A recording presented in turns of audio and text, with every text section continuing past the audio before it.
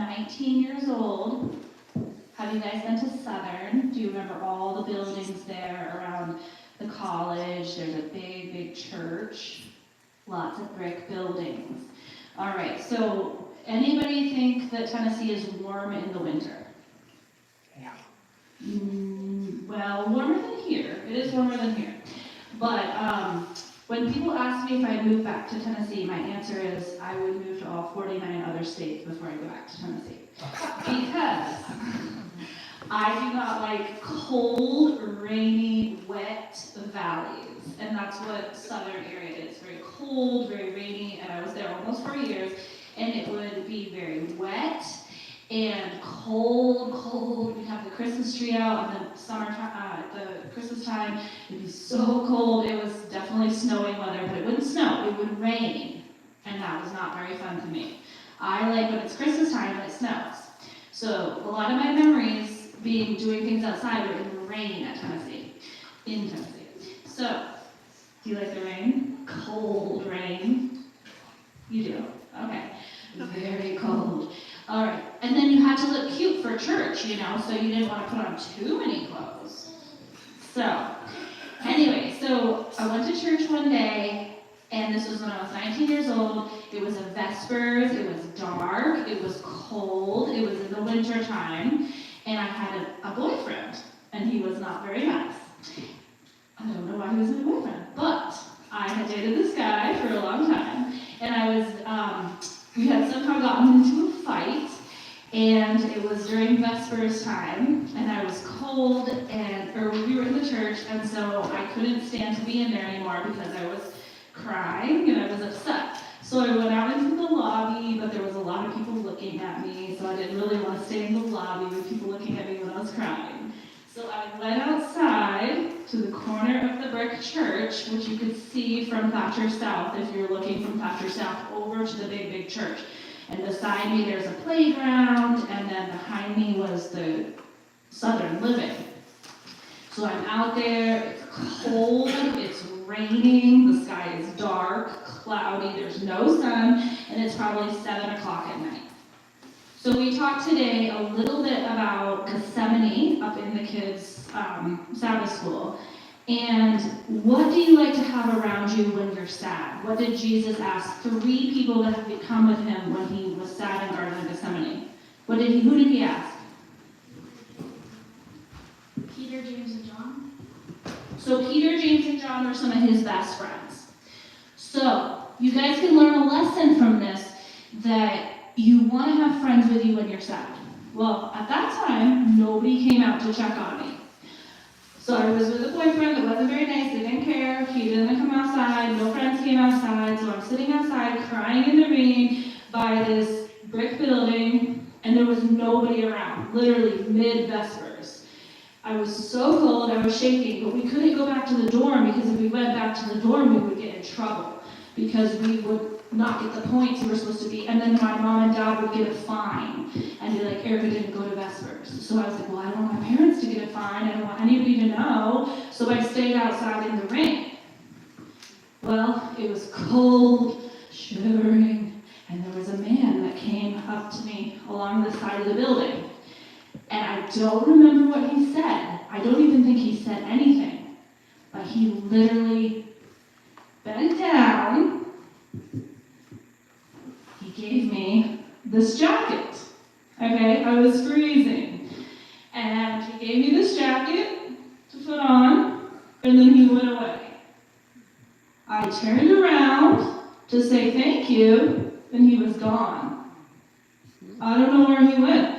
I was in the front of a long brick building. He had to walk all the way to the back of the building and turn, or everything in front of me was empty, like wide open space. He handed me the jacket. I was like so thankful, thinking, oh, that's really weird. Wonder why he's not in Vespers. Looked up, and he was gone. Who do you think that was? Daddy. Oh, well, I hadn't met Daddy for about a few more years. Hey, Daddy, who else? Angel. An angel. Yep, I don't even remember what his face looked like too much. He was wearing a jacket. He was middle-aged, looked like a normal guy, handed me the jacket, looked up, he was gone. So who do you think comes to you when you are in need, besides Daddy? Jesus? Good job. Jesus, an angel? David. Okay. You were very good at Sabbath school, and you read the Bible verse about who comforted Jesus. His angels. It was Gabriel. Gabriel came down with his angel. Gabriel came down and he comforted Jesus when he had it was about 4 to 6 times that his disciples went to sleep. How many times, Marcus? 46. Does that feel discouraging? That. No? Okay. What about when you're having blood coming out of your face because you're so stressed out and your friends are sleeping? Would that feel lonely? Yeah? No? I mean, it could feel lonely if you have to ask your friends, please stay awake 4 times. That would feel kind of annoying. So just remember, even if our friends fall asleep or are not there, there's someone watching you. Who's watching you? Jesus and? Emma, do you know what you have with you all the time? A guardian angel. So maybe this guy, I've kept this jacket because it's a real jacket. And maybe it was my angel. So I'm going to ask him when I get to heaven. He disappeared pretty quickly. Either he was super speed or I don't know. But it was cool. All right, so we're going to pray. Dear Jesus, thank you for this day. Help us to remember that even if we are alone and we pick bad friends and we make bad choices, that you still are with us and love us. Amen. Thank you.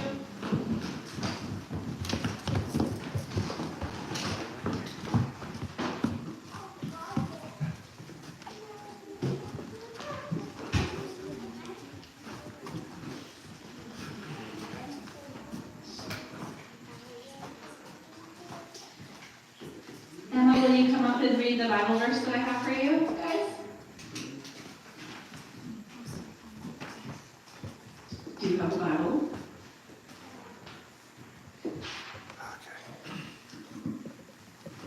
I am giving you a new commandment that you love each other as I have loved you, that you also have loved one another.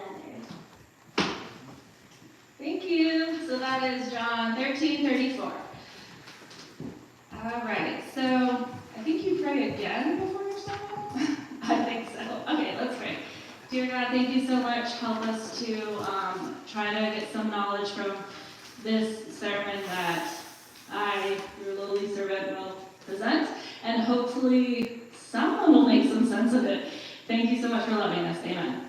All right, guys, so you're going to have to bear with me. This is my first sermon that I've ever done. I'm used to more of like a fast-speed case presentation style.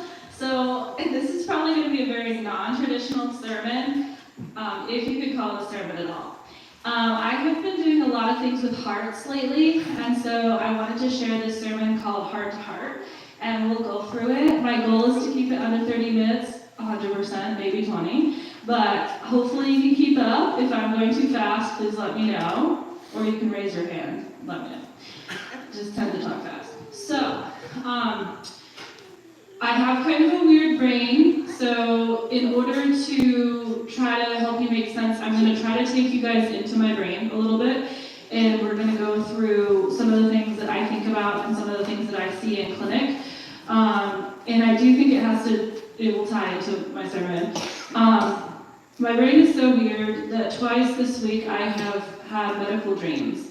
So I had a dream one night, the entire night I was reviewing lab results in my dream. Like, I look at so many people's blood work that in my dream I was doing that all night long. And then another night I had a dream of heart failure. And there's 2 different types of heart failure, and I had just met with the ER director, and he had refreshed me on that with another medical student, which will tie into the sermon today. And so that entire night I dreamed about heart failure and was like envisioning the heart. So I think our heart is really cool. It's a very interesting vessel, and I have a few props that I'm going to show you today. Before we get started, I have these posters. Piper, can you help me with this one? Can you come here and help me? So I just want to show you, this is one of the things I keep at work for people that are confused and want to see a picture. I haven't used this one in a while, but hold the bottom for me. So this is just a picture of the circulatory system. And so this shows from top to bottom, what I'm really trying to show you is the heart. But the heart is connected to everything. I know it's kind of far away. The heart is connected to everything, and the blue is the deoxygenated blood, and the red is oxygenated blood. So it has to go through the body, and the heart changes the blood to oxygenated. And so the heart is really keeping us alive in a lot of ways, for sure. So, isn't that pretty interesting? It looks like a map or something. It is a map. You can roll this one and take it back to the seat. Okay. So,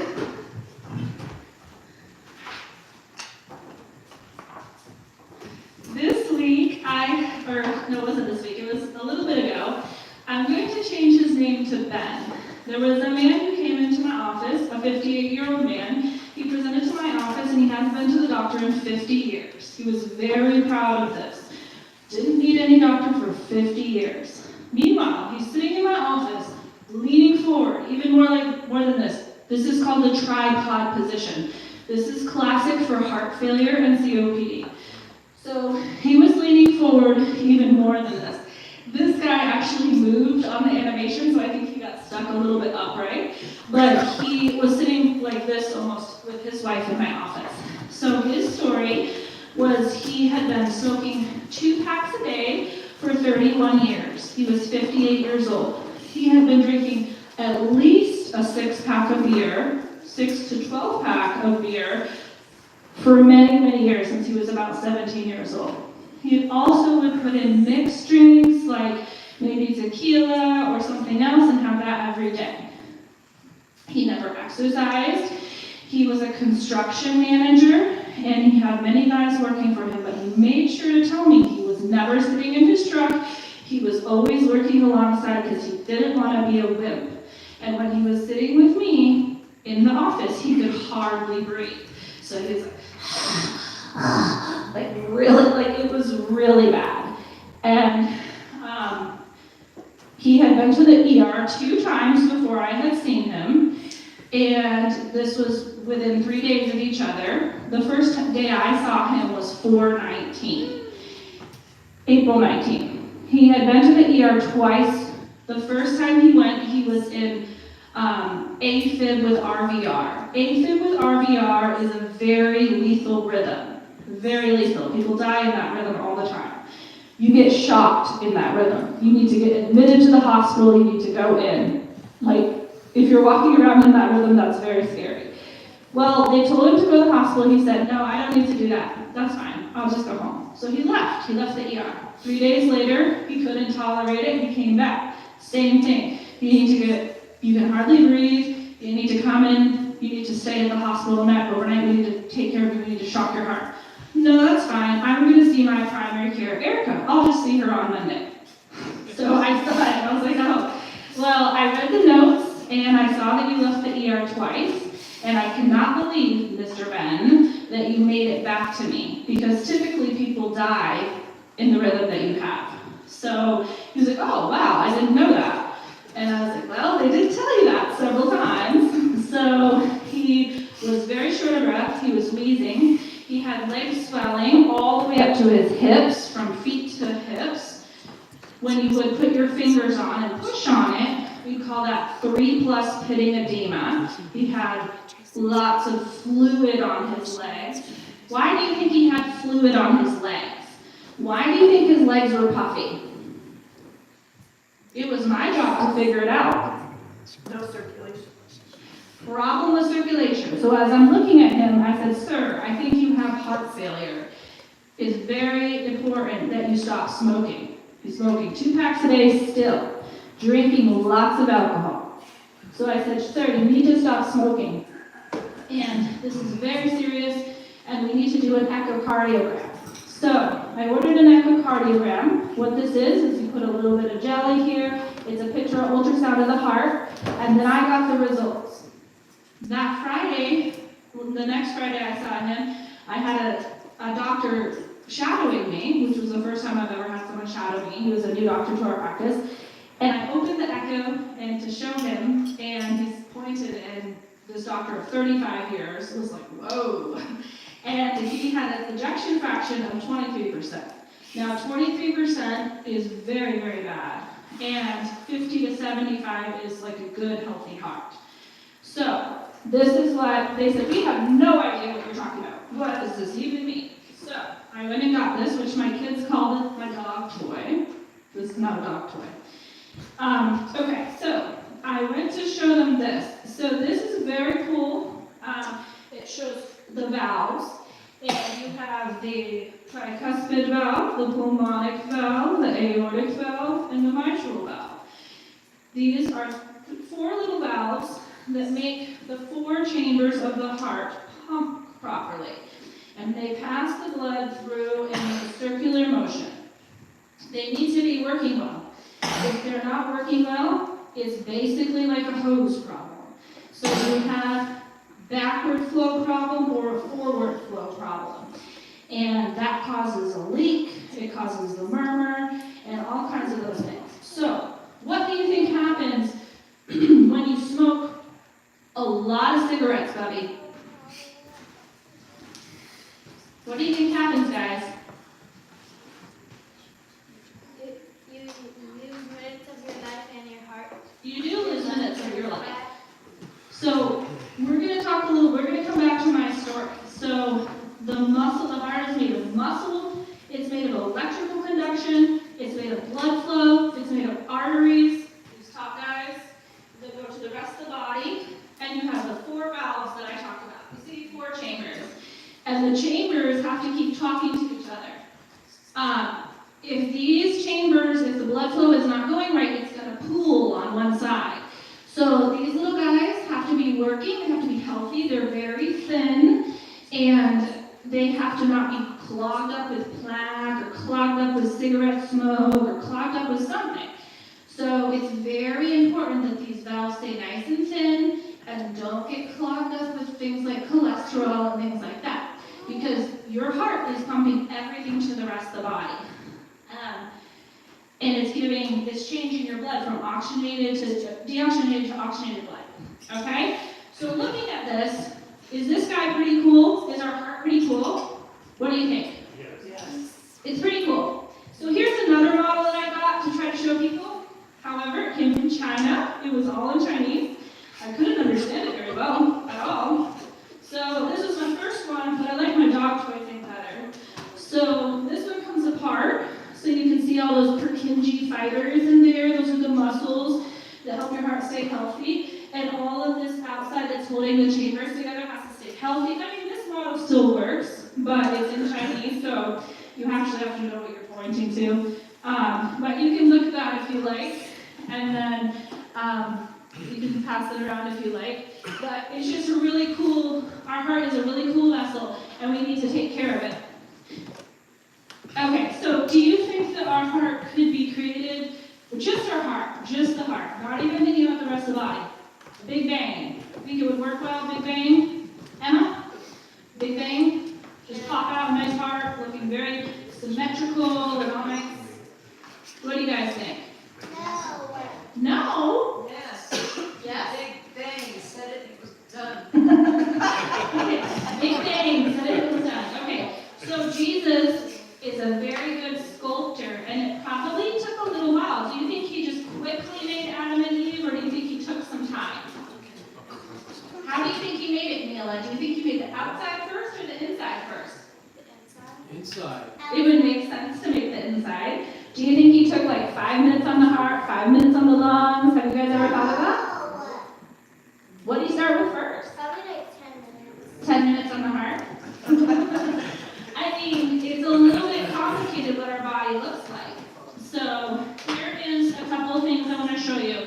I was trying to find a very gross picture of the heart, but I couldn't find a very gross one last night when I was looking. So here's all the things that we could do to abuse our heart and lungs. So smoking is going to make everything dried up and looks black like that. That's basically how your heart will look if you smoke.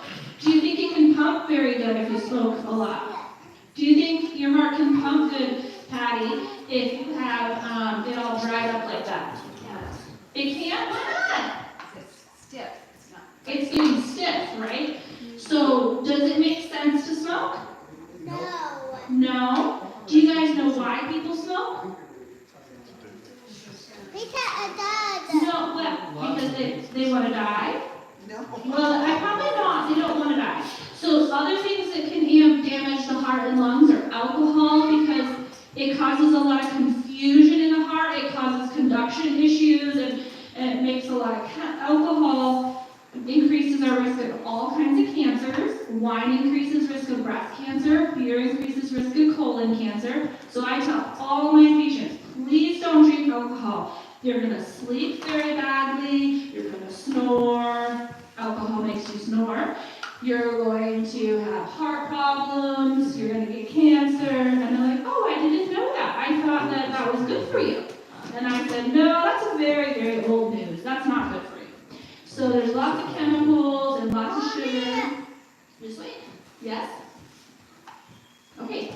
And then inactivity. What does sitting around like a slug do for us? Does that help our heart? No. No. Sit down. So if you, I've heard a lot of people tell me, I get very short of breath when I exercise. Well, there's a very nice term for that. Do you know what that nice term is? It's called deconditioning. You're very deconditioned. That's a nice way to call someone out of shape. So we want to try to stay in shape and try to take care of our bodies. Drugs. What does heroin do to your heart? Or powders or weird things that you put and stored up your nose. What would that do to your heart? Bad. Very bad. So typically it stops your heart immediately, or it can cause endocarditis or different infections.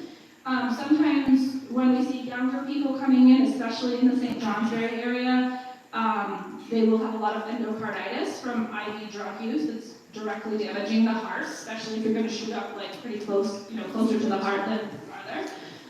Sleep apnea. So, this is a weird one. You guys know what sleep apnea is? Okay, so sleep apnea is when you stop breathing in the middle of the night and you can die from it. So it's a sleep disorder. Often there's, a classic presentation for sleep apnea. It's a 17-inch neck, a larger adiposity in the belly, or a smaller oral cavity. So things to do to avoid sleep apnea would be to exercise. Obviously, you can't change the size of your mouth, but you want to try to be as healthy as you can, because sleep apnea makes one side of the heart get really big, and then the heart is out of, usually it makes the left side of the heart very big. So if one side of the heart is very big and the other is not, it changes the blood flow through the heart. Okay, so we're going to go back to my man, Mr. Ben. I think we talked about everything here. Oh, and then also, if we're eating very badly, we will have cholesterol problems, which cause plaque buildup to the heart, and that makes the little tiny valves not pump well, and then we can start getting problems with that. Another interesting thing is I've seen a lot of young people lately that have very high heart rates. Like they're sitting in front of me and their heart rate is 119. That's absolutely not normal. Your resting heart rate should be in the 60s. And then I ask them what they're eating, and they say, well, I eat very badly. I usually eat like chips before I go to bed. I eat ice cream every night, things like that. So one thing that I always tell people is that if you take out food dyes out of your diet, your heart rate will drop by about 20 points roughly, and you'll feel a lot better. Were we made to have a lot of food dyes in our food? Did we have food dyes, like was everything artificially flavored in the Garden of Eden? No. No? Really? You didn't have like yellow 5 and blue things, like Not in the garden. no like crazy frosting or anything. I mean, maybe. But so a lot of processed foods and food dyes elevate the heart rate, which makes your heart ultimately work a lot harder over time. All right, so back to my guy, Mr. Ben. So it was very, this is a very sobering case to me because it was about a week and a half ago. His wife came in to me to ask to do some paperwork and said, I think I need to take some time off of work so that I can help take care of my husband and drive him to these appointments.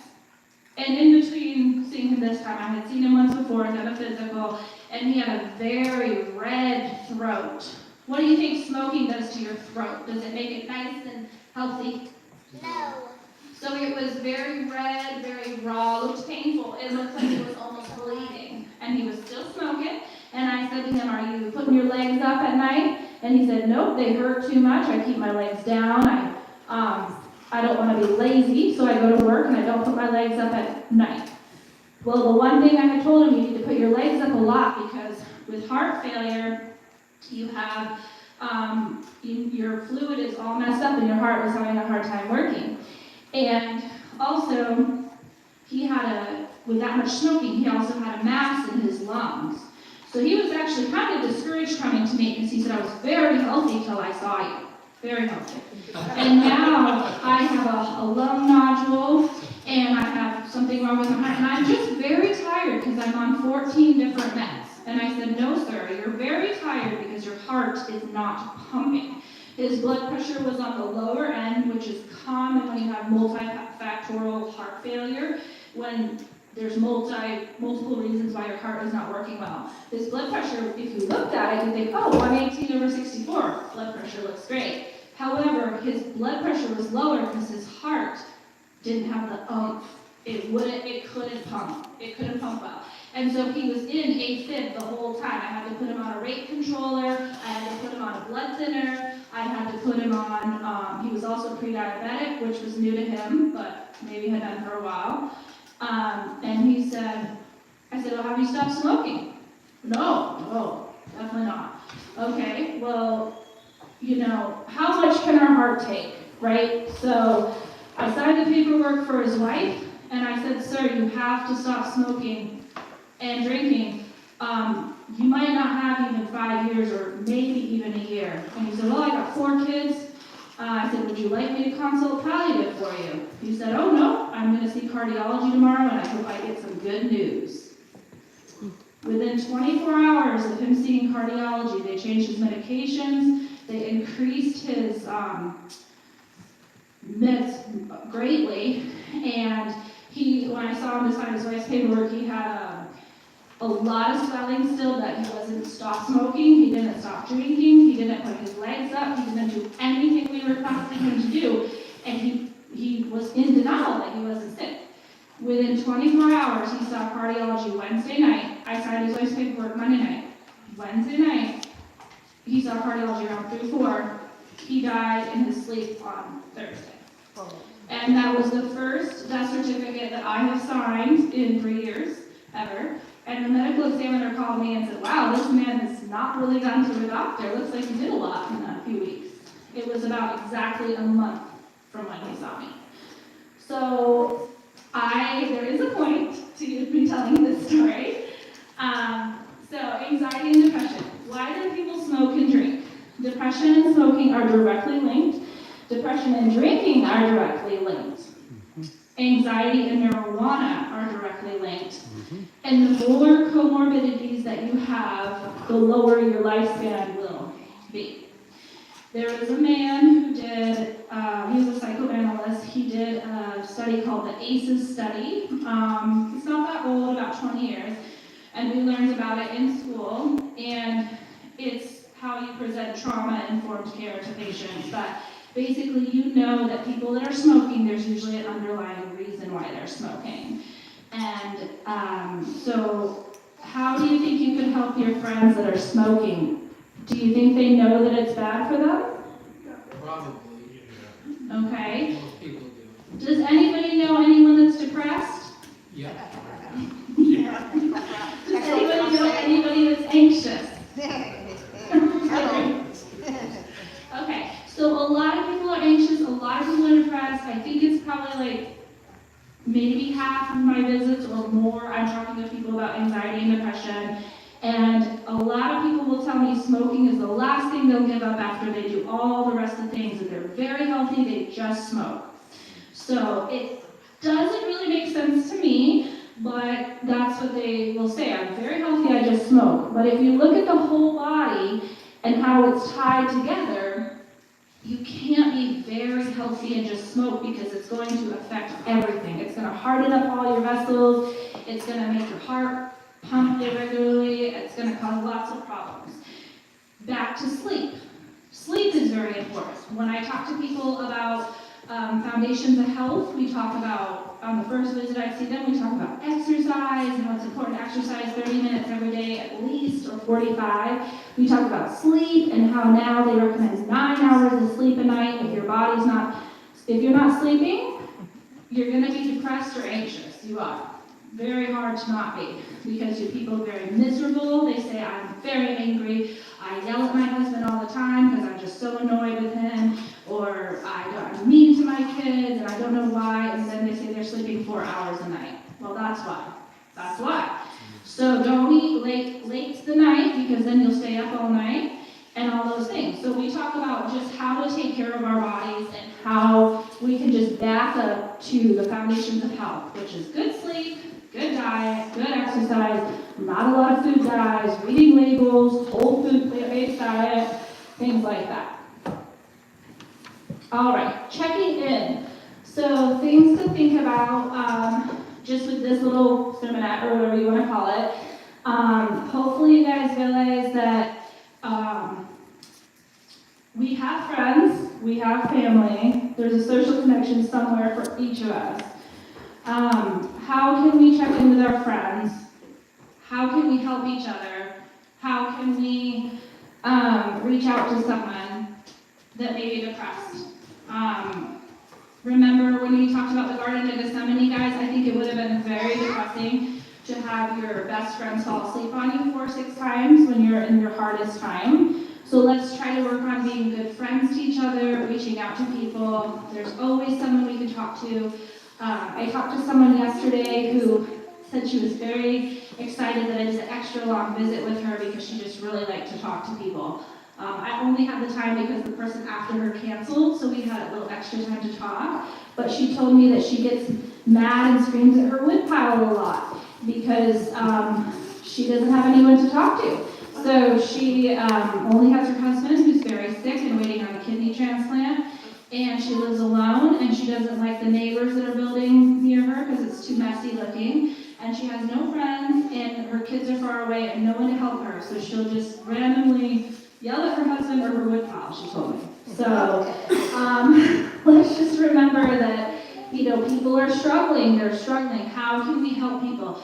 I can't tell you how many different people I've talked to that are older that have no help, none. Like they try to mow their lawn when they're barely almost falling down. They're trying to rake and their arm is hurting them or something. So let's think a little bit more about community service and the 11th commandment that Emma read to us, which is John 13:44. I am giving you a new commandment, that you love each other as I have loved you, that you also have love for one another. So he said it 2 times. That you love each other as I have loved you, and that you also have love for one another. So he said it a lot of times, and, I forgot. So, one little example I want to give you is I work with a lady, she's super sweet, but every time I see her, she does this before she says hi to me. And she looks up and down at me 3 times, and then she says, oh, hi, how are you today? And it just doesn't make me very comfortable. And so I would just try to not do that to people myself because it makes me feel very uncomfortable. I don't want to matter so much about what I'm wearing or those kind of things. It's more important about how we act to each other. And so if I came into church with this jacket on, how would you guys receive me? You didn't know me or anything, and I'm just pretty ripped up. I almost wear the whole outfit, but I thought it might be a bit much.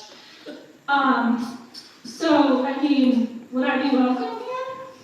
What if I was smoking and I smelled like pee? because I have peeing problems. You know? I saw a lady this week and she smelled so bad like cat pee I could hardly breathe when I was seeing her. But I didn't say anything. She was telling me how much she loved her cat. She was all scratched up and she plays with her cat. That's her life. So let's be careful not to be judgy of people, because you know what? Sometimes it's really hard to get up in bed, out of bed, because they're tired, they're stressed, they have no food. So let's remember that to help each other keep our hearts healthy. And is there anybody in your life that you guys are keeping accountable? Are you checking in with anybody? Like, Yeah. hey, how's it going? How was your week? Anybody have anybody in their life that they're checking in with? Yeah? Okay, good. Does anybody check in with you? Is there anybody here that doesn't have anyone checking in with them? I don't have a lot of people checking in with me. So, you might be surprised, but something to remember, there are a lot of times that we can feel lonely. I'm often the person reaching out to other people, and I don't always have people checking in with me. So just something to remember. We all have our own struggles. And remember that the last thing that Jesus asked us to do before going up to heaven. What did he ask us to do before going up to heaven? Want me to read it again? This is that last verse. I am giving you a new commandment, that you love each other as I have loved you, that you also have love for one another.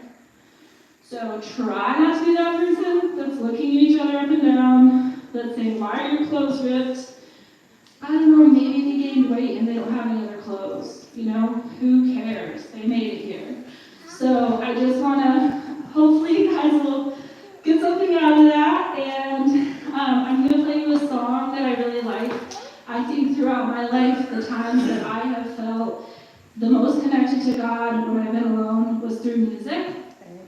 So I want to show you a song that I sometimes play on repeat because I really like it and it reminds me of, and this guy might not look very churchy, so just try not to judge.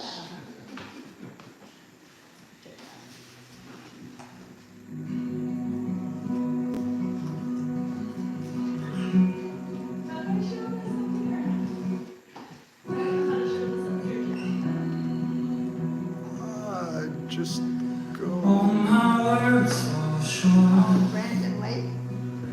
I got nothing new. Yeah.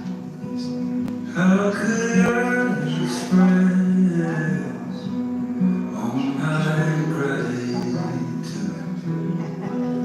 I could sing the Oh, I'm so sorry. Oh, I love that song. Start it over, but I want to show it on here.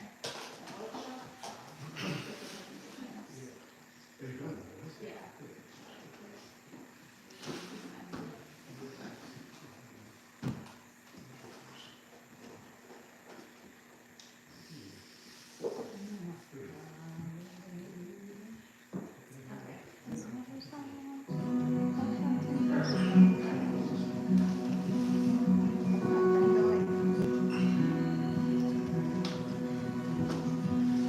all my words fall short.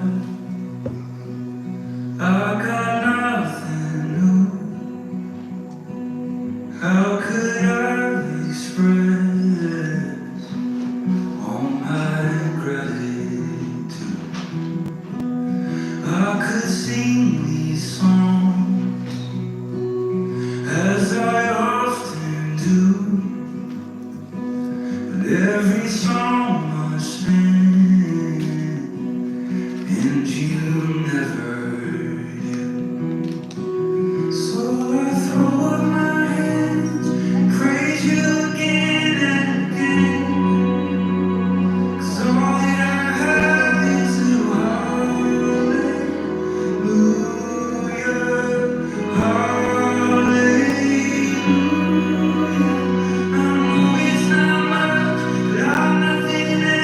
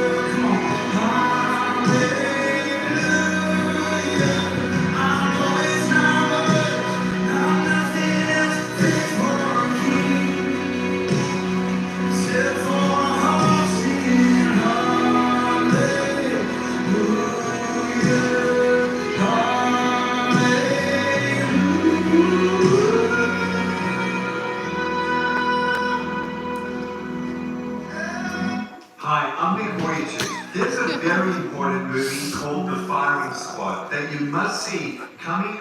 That was not part of it. Skip. So I don't know if I go there. But, all right, guys, let's bow our heads and remember to please check in with each other and remember that we are all important vessels and we all have a different gift to give. We have to take care of our bodies in order to take care of other people, or we will be failing ourselves at helping others because we can't take care of ourselves. Try to get a good amount of sleep, which is really important for us to be kind to each other. And please remember that there is no person out there that's too dirty or gross or has too many tattoos or too many different problems to be a son or a daughter of God. So, dear Lord, thank you so much for all that you give to us. Please remember to take our judging eyes off of others, because if we have time to judge others, we have not nowhere enough ourselves. And thank you so much for all that you do for us and keeping us kind and safe in a place like America where there are not a lot of wars right now and other people are struggling just to find a scrap of bread. So thank you so much for loving us. Amen.